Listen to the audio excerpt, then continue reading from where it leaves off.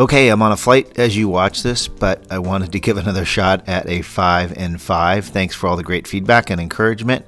I'm on my way to the Upfront Ventures Conference, also going to meet with Crosscut and Science out here in Los Angeles. So here we go. We had a great webinar last week. Thanks to everybody who put it together. But there's one particular insight that really struck me, and it was basically receive the no with grace. And I just wanted to play a clip from that. We have to learn to receive no's with grace. A good example of this was Victor Gutwein from M25 turned me down. He turned me down in maybe 2015 after a pitch that I had on the phone.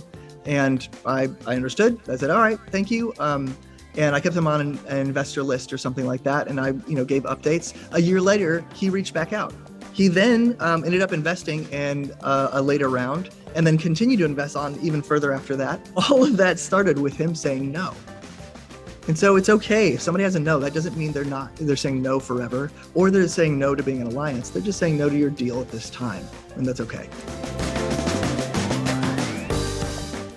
A bunch of us attended the AGM for Material Impact. It was fantastic. You'll hear more from Kelly and Elisa, but here's a snippet.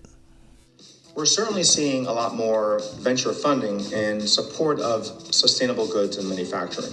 Material Impact is investing in technologies that will make a real cost and environmental impact, both in additive manufacturing with our company 6K and in subtractive manufacturing with our investment into Fusion Coolant. The beauty and personal care industry generates nearly 120 billion packaging units every year. Millennials and Gen Zers are leading the shift away from single-use plastic.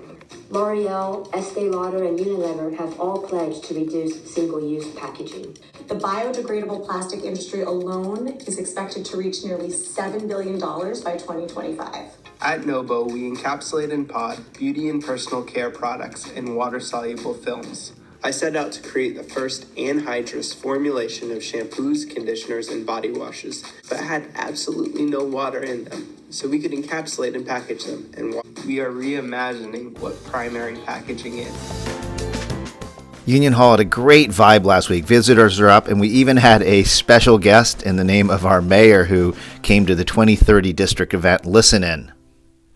Right here at Union Hall, Centrifuge has supported a ton of great initiatives like 80 Acre Farms. Our biggest companies like P&G, Kroger, and CBG are making bold investments in innovative, great projects. People ask me a lot about legacy, what I want to accomplish. The two issues that have the most potential to have that kind of impact are number one, racial equity, and number two, climate.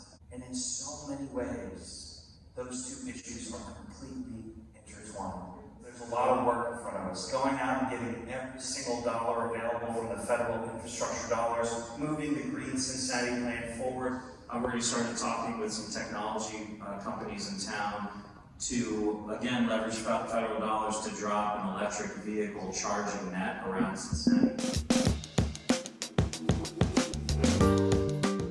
You'll hear from Mark on this in a moment, but we just added First Financial as a major sponsor for FinTech Frontier. That's a really big deal. Kudos to all involved in this.